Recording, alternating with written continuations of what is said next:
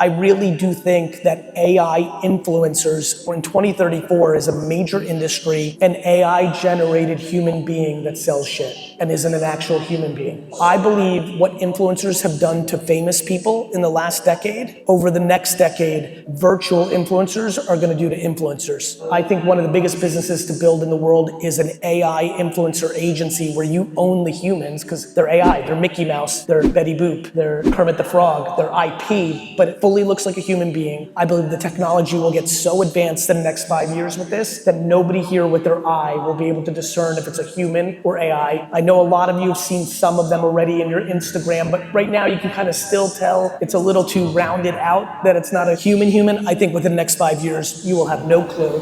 Attention is the #1 asset. Ladies and gentlemen, give it up for GaryVee! What's good, everybody? That was my bad. I love you back. So we only have a few minutes, but we could talk for a lifetime. And we try to, right? Every time we see each other, we try to really mix it up. I want to talk about that because I said earlier with Rachel Rogers, I don't want, you can Google you can look on YouTube. I want this to be kind of conversations we have behind the scenes. And so what do you see in our relationship that works? Why does this work? Well, I like you. Correct answer.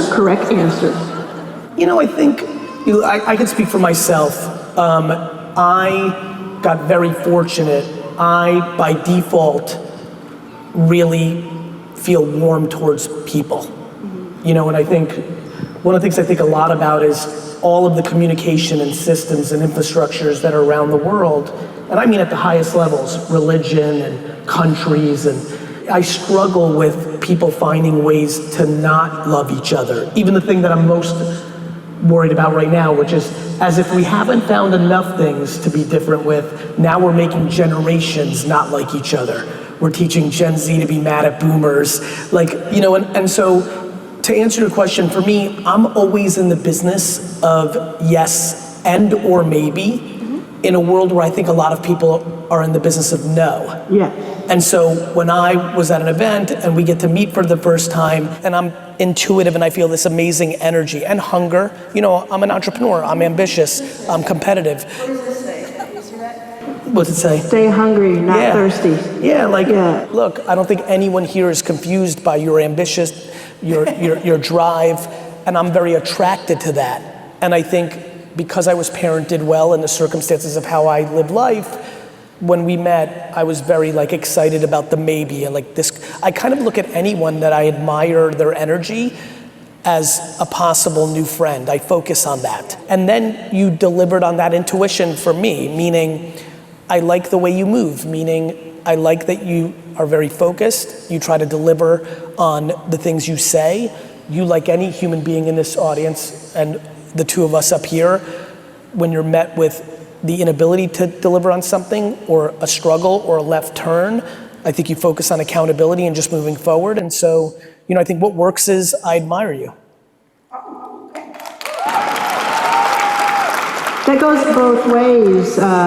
There's so much I could say in return to that, and I want to make sure we get as much as your nuggets, but that goes both ways. And I think we know by now that I don't hang out with people I don't want to. I don't praise people I don't want to. We know that, right? Yeah. But one thing I'm interested in, and again, it's about this behind the scenes of the behind the scenes, because you're so transparent. But listen, from the moment you got in here, few minutes, hour ago, whatever, we have known for weeks that you have a very tight schedule. We've also known that, every minute is calculated, but you've also been on 4 different phone calls. You've also looked everybody in the eye and who had a photo op with Gary, with the purple hat, right? You've given everybody that attention, but then you also have all of this happening. And I know a little bit about that, but describe a little bit about what happens inside your head on a day-to-day basis. A lot. It's fucking crazy in here. I think gratitude is the first thing that comes. I think the reason I'm able to deal with a lot of chaos is I think I have my chaos in perspective. So the reason, and that was very sweet of you, but the reason it's important to me to say what's up or give a hug or talk for a quick second and meet and greet or say hello to everybody is, I think humility is incredibly underused by people who've been fortunate. I am aware of what I've accomplished professionally. I also don't believe that that makes me better than. I'm proud of it. I'm glad I'm a good entrepreneur. I'm glad that I'm a good communicator. I'm glad that I put out positivity in the world at scale in a world where very few people have the courage to do that because it comes along with a lot of baggage. I'm proud of all those things, but none of that makes me think that my time is more important than someone else's. And I'm also in a place now where I'm like, my gosh, I am so blessed that people actually want to have a minute with me, think it's cool to say what's up, want a picture to send to their friend that thinks I'm cool. I'm humbled by it, and I struggle to not deliver for another human being on that variable, even though I have all these other things going on. And so for me, I think it's very attractive and very important that if you have love and kindness in your body, to execute on that at every turn, and I focus on that. The way I think about it is, the way I think about it, and it doesn't happen all the time because you're human, but my take on it is, I've been in a position where I ran up to somebody and they made me feel stupid for doing that. And I never want to make somebody feel stupid or wrong for saying hi to me. So I try to give everything. That moment is theirs. The people around me that are closest to me are even frustrated with me at times because they feel for me, because they know what's actually happening in this nanosecond. I just still have not been able to figure out how not to disappoint in that scenario. And so, look, I think for all of us, no matter what you're doing, parent, principal, project manager, entrepreneur, my big thing is like, if you just try to actually do good, there's just a lot of value in that. And, I think at the end of the day, it's important, and I try to do the best I can on it. I guess we're going to talk about branding here, because I know from all the information we've had the last couple of days, this is a perfect time to talk about branding. Okay. You're so wonderful at that. You're the GOAT of that, right? And so just as a level set for someone who may not know your career, how has social media, I know this is a big question, but how has social media, YouTube, LinkedIn, changed your life and changed the way that you're able to operate as a business person? I think for everybody in this room, depending on, you get to the place where, you look at Arlen, she builds her personal brand, but then she also has many businesses. So for everybody in the audience, whether it's you as a human or the business that you're running, at the end of the day, branding is the only thing. How has social media changed my life? The same way television changed Johnny Carson and Oprah and Jimmy Fallon's life. Attention is the asset. I just had like a thing, because that's how your show starts. Yeah, it's like for everyone here, like you can't sell anything. And when I say sell anything, I mean even yourself, or something noble like raising money for a nonprofit, or something entrepreneurial like selling your necklace or your sneakers. You can't sell anything unless you have the attention. If you're talking to yourself, nothing's gonna happen. So attention has always been the asset. Do you know why the world is a very religious world? Because the religious institutions in the world were the ones that moved first when we had the printing press, and they dominated all the books around the world, and that we still feel the impacts of that today. Whether it's television, whether it's radio, whether it's print, and now it is the internet and social media on top of the internet. That's where a stunning percentage of attention sits today. And so it's changed my life completely. I was 34 years old before I made one video about business. I didn't grow up thinking I was gonna be known. Back to the earlier question, probably one of the biggest reasons I try to over-deliver every time when somebody rolls up on me is, this is insanity to me. I wanted to just be a businessman. The idea of people wanting photos and autographs, when you grow up wanting to be a singer or an athlete, in the back of your mind, that might be part of your life. If you're gonna be an actress or a comedian. When you're growing up in the 80s, like I was, and you want to be a businessman, we didn't even, entrepreneurs weren't cool. This was a briefcase, right? Honestly, I just wanted my teachers to stop telling me that I was gonna be a loser because I was getting such bad grades, because I knew that once I got into business, I'd be okay. And so, how's it changed my life? Completely. But it's changed all of our lives in here, because no matter what, the biggest thing that social media and the internet did was decentralized attention. So back in the day, I would have had to been chosen by somebody to be on TV. I would have had to been chosen by somebody to be on the radio or to write for a newspaper.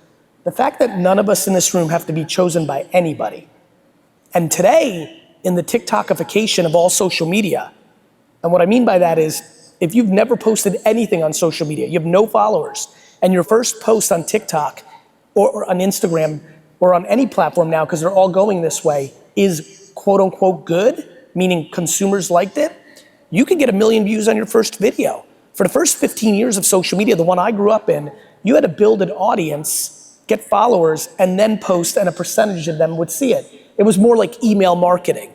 Now, creative finds its audience. That's insane. It's a very nerdy branding term, but I'm gonna use it, and you can dissect it for yourselves, or we can keep talking about it. But for the first time in the history of marketing, the creative, the picture, the video, the creative creates the reach. The way media has worked for 100 years was you made a picture or video, and then you paid the newspaper or the television or the yellow pages or the billboard company money to get it seen. Now, you make content on social media, and for free, it can be seen. And everyone likes to shit on social media, and when they don't get enough likes, they're like, I'm shadow banned, and they're talking all this shit. It's fucking free.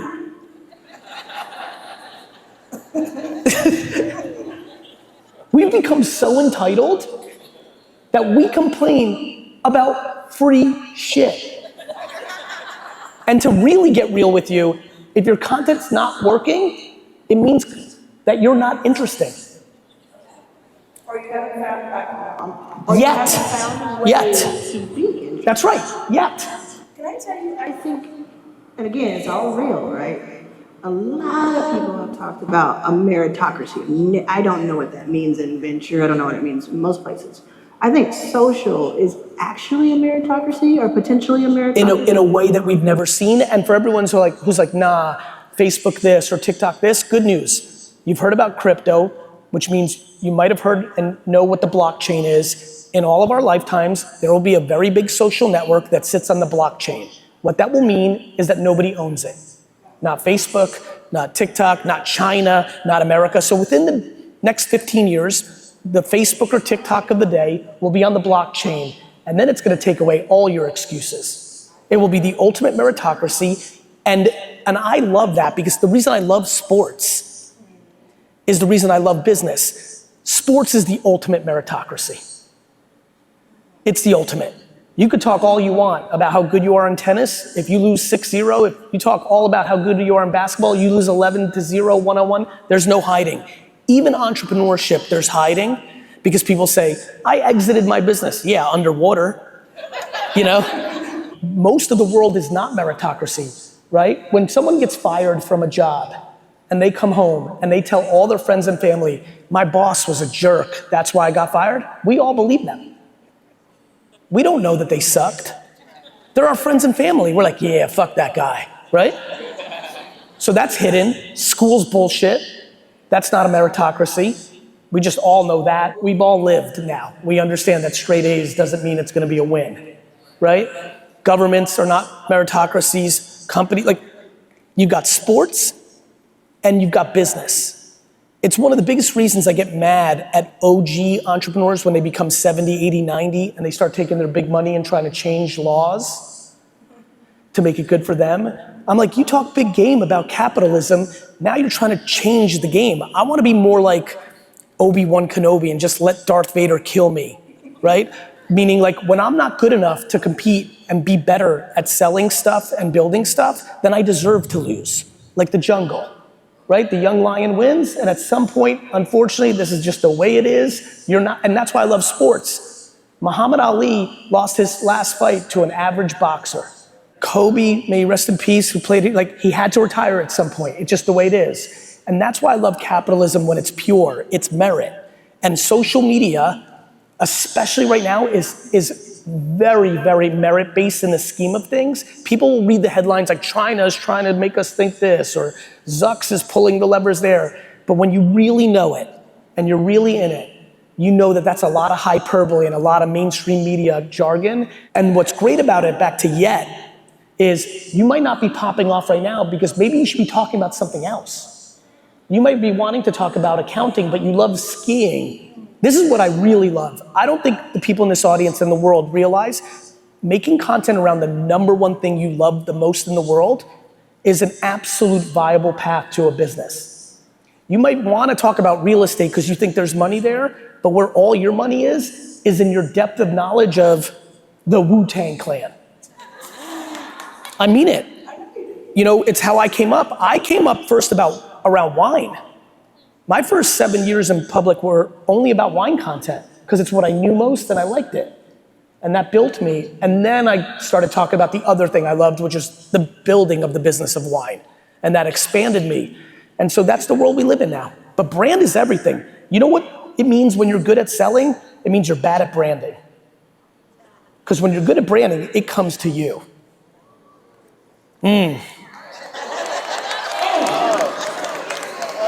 Gary,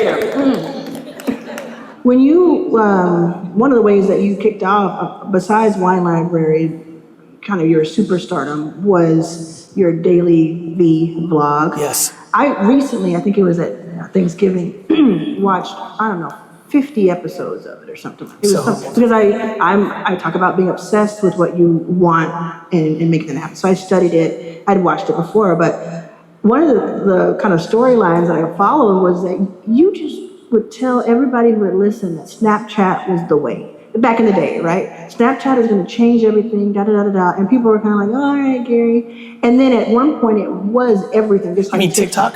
No, this was Snapchat. You went early. I'm talking about first year of the season, right? First season. Yep. And you told them, and then there was this period where Snapchat was everywhere. Yep.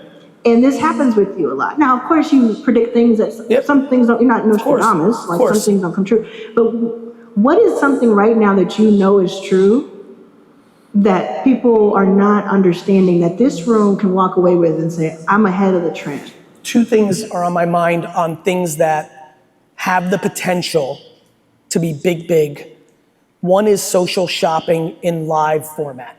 Live shopping is a humongous opportunity. QVC on social networks, not super complicated. For anybody who's paying attention globally, this has been massive in China for a long time. You know, right now, it's predominantly the most fruitful place is happening on TikTok. But if you're into collectibles, there's an app called Whatnot, there's an app called Fanatics Live, and there's real shopping, like people spending real money. So I think within the next half decade, live stream shopping, a lot of influencers or people that are building influencer companies or building their influence will start monetizing more, not just on brand deals, but on affiliate or creating things and selling them in the format of going live for hours upon a day on social. So I'm very bullish on live shopping, and it hasn't popped off on the Western world the way a lot of people thought. But I think we're in the pre-dawn. I think we're getting close. So live shopping is something people should be paying attention to. On TikTok, there's like a live thing, and there's like a button you can push. And you set up, if you Google it everywhere, you can set up a TikTok shop. There's SKUs. For some people, you could just be a pure affiliate, and you're just pumping things that are sold by others. For others, you make stuff and you sell it. So CPG entrepreneurs in the building. And a lot of apparel and beauty. I mean, there's a lot of opportunity in live shopping. The second one's completely more left field, but will happen, and I will clip this in 10 years and be like, I fucking told you. The rise of virtual influencers. So I believe what influencers have done to famous people in the last decade, over the next decade, virtual influencers are gonna do to influencers. An AI-generated human being that sells shit and isn't an actual human being. And so I think one of the biggest businesses to build in the world is an AI influencer agency where you own the humans, because they're AI, they're Mickey Mouse, they're Betty Boop, they're Kermit the Frog, they're IP, but it fully looks like a human being. I believe the technology will get so advanced in the next 5 years with this that nobody here with their eye will be able to discern if it's a human or AI. I know a lot of you have seen some of them already in your Instagram, but right now you can kind of still tell it's a little too rounded out that it's not a human. I think within the next 5 years, you will have no clue. And I think that for a lot of people that own CPGs, when I think about Yacht Water, I love the name, by the way, very bougie. That's what I was thinking. I think for a lot of people, you look at a brand like this, it's very clear that micro influencers at scale would be a huge win. But when you go to a deal with an influencer, there's not a lot of control you have. You might be I'm looking for a woman that looks like this, or acts like this, or is this age, or this gender, or this race, or this style. You're gonna create her. And Like weird science. yeah, I mean, look, I know it. He knows. Oh, I know. And look, the AI implications are profound. It's one of the biggest technology inventions. It's been around for a long time, but it's tipping point now. And so it's gonna be a big deal for everyone. But I really do think that AI influencers, what are we in 2024? In 2034 is a major industry, and every company has some on their roster, and some are agents and talent agents like CAA and UTA, and you'll have 2 or 3 faces for the brand. And I think the people that really build up these influencers, imagine you owned Kim Kardashian or Jamie Foxx. It's scary to a lot of people to say that. Well, cars were scary to people. Like we used to just have horses, and like the internet was scary, and the iPhone is scary, and the gun, I promise you, as scared as you are about AI, when people found out there's a new thing called the gun, people are like, fuck man, I just figured out how to use a sword. Technology doesn't give a shit about our fears. Technology is gonna do technology, right? And so things move fast. Like I don't think people understand how most of the inventions that run our society are only 100 years old. You go back 100 years from now, there's no television. Let me just say it's simple, 100. Every kid born today is gonna live well past 100 years old, thank God, with modern technology. 100 years ago, there's no television, let alone a phone. I think that we're just starting. People demonize technology. The iPhone and social media is gonna look like a beeper in 25 years. And so people need to get ready because it's gonna be. And so you can cry about it or you can be about it. Yeah. I wanna make sure you make your flight. Yes. I wanna ask you one last By the way, you question. know how much I love this woman? Let me say this. A few minutes ago, I was in New York. I promised myself that post-COVID, I would never fly to LA, do something, and then fly back home to New York, because that's some crazy shit, and I'm getting older, and my body doesn't need that. And here the fuck I am. So yes, I gotta catch this plane. But let's sneak a few more minutes in. My last question is, everybody here is looking for they're earning their first million, they're going out for their first million. What's something that everyone can do here today, that takeaway of like, I can do this when I get home, I can do this on the flight, how should they be doing this here? I get it. There's 2 things that I would tell all of you to really give a lot of thought about. And they're 2 very opposite things, meaning they may seem opposite, but they're the 2 leverage points. One is very not technology and it's very old school, and one's very technology and new school. The first one is, this whole thing's about human beings. Let me tell you the single biggest mistake every one of you will do at this conference. Not say hello to enough people in this room. If I can leave you with anything from this, when I walk off right now, do not leave this conference. And I don't care how introverted you are and shy, I get it, but this is a community of like-minded people. If you don't feel safe saying hello, my name is Joanne, here, where are you gonna do it? And I promise you, the biggest breakthroughs and the most happiness in your life and the most upside financially in your career is in a random hello in a conference like this. So please do that. The biggest ROI of this conference is not the content on this stage. It is you with each other, and every time, you know, they say closed mouths don't get fed. Every second from now that it's on your mind, from now to the end of this, that you don't say hello to somebody you don't know is just a missed opportunity. The whole game is human. As you grow your businesses from 0 to 1 million, 1 million to 10, 100% of the upside is who you surround yourself with. Having the courage to fire someone when you know that it's not right. That's hard, you're a human. But like, the people around you is the whole game. And then number 2, what we just touched on, it's the tech part. Much like not saying hello to somebody is a missed opportunity, if you are not posting content on social networks during this era, you will regret that you didn't do it when it won't be available anymore. We will wake up and there will be a new paradigm shift. Today, this is the remote control of our society. Very soon, this is going to be. And when this changes and we go into VR, whether it's 7 or 12 or 19 years from now, all these ridiculous opportunities we have right now on Facebook and LinkedIn and Instagram and YouTube Shorts, it will go away. It will go away. And you will have taken for granted the free branding that we just talked about. And I get it. Like, people don't want the negative comments. Some people, listen, self-esteem and confidence is the whole framework of life. I'm aware that some people here don't feel good to be on video. I get it. I'm very empathetic to it. But I just want to leave you with this on this one. Anyone that comes over to your page and makes fun of what you said or how you look, don't feel bad for you, feel bad for them. Do you know what kind of a sad life it is? Do you know how much compassion I have for people that go around the internet and spew hate?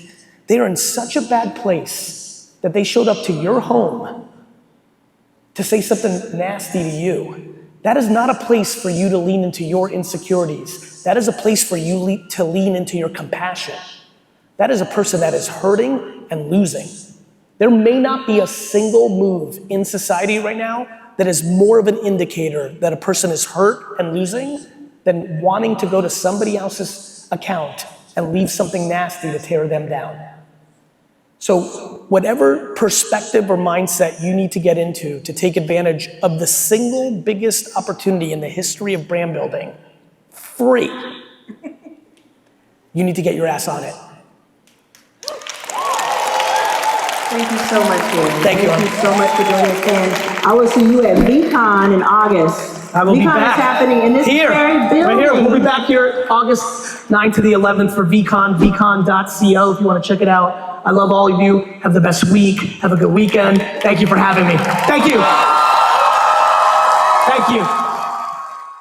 Hey everybody, I wanted to say that a new book is coming. The follow-up to Jab, Jab, Jab, Right Hook, originally called Jab, Jab, Jab, Left Hook, but I finally captured what I've been doing for the last 20 years as an entrepreneur, as a creator and influencer, as an operator of a marketing company that works with Fortune 5,000, 500 companies, and really the punchline of what I'm seeing in society, which is day trading attention, how to actually build brand and sales in the new social media world. I'm really proud of this book. When I read it, and some of you follow my social enough to see the clips, when I read it in studio, it got so deep, it goes so detailed. It goes macro and micro, as I like to roll. And so if you've not picked up a copy yet, go to GaryVee.com/DTA, which stands for Day Trading Attention. I have a feeling that this book, much like Jab, Jab, Jab, Right Hook, literally got an email, they just read it, it's 10 years ago. The updated version of the marketing manual for your marketing team. Definitely if you're a social media person that runs your stuff, you need to get a book for them. And definitely the marketers in Fortune 500 for your staff, and the entrepreneurs and creators and influencers who are trying to build something for themselves. So proud of it. Hope you enjoy it as much as I enjoyed putting it together. The manual that we are going to give to everybody when they join VaynerMedia to read, and hopefully the manual to the modern marketing world, and especially social media first world. Day Trading Attention out this May